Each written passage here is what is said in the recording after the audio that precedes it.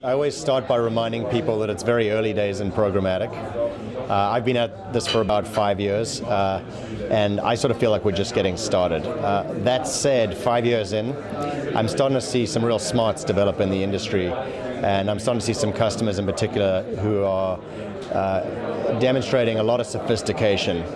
And the conversations I'm having with my most sophisticated customers revolves around how to compare digital or online video to television and how those two things can live side by side.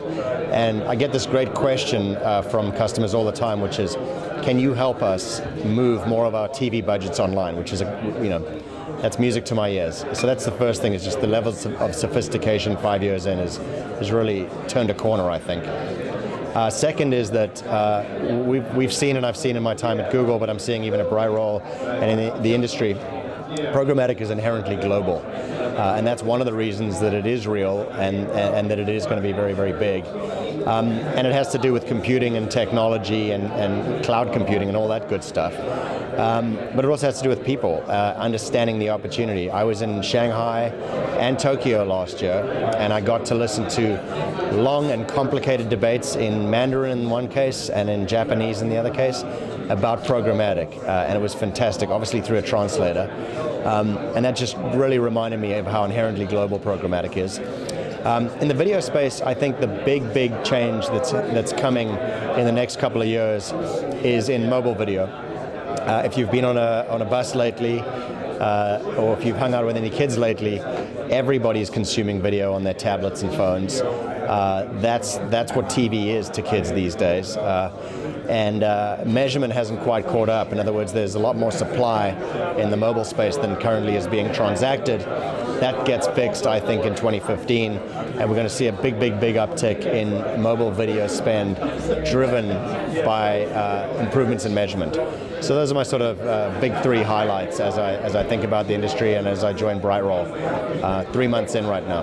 Brightroll is a complicated business on some levels because we're a marketplace, which means fundamentally we sit between all the demand sources and all the supply sources.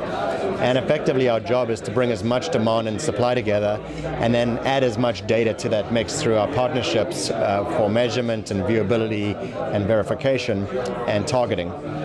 And on the demand side, we have a couple of offerings. We either are selling our demand side platform. We have a world-class DSP, sell that to agencies and trading desks and customers and even ad networks. And we also offer access to supply to all DSPs. So in addition to having our own DSP, we consider any and all DSPs our customer. And we have about 40 DSPs buying on our marketplace today. So we have sort of a diversified demand portfolio that feeds into our marketplace. And that diversified portfolio allows us to get access to tons and tons and tons of great supply.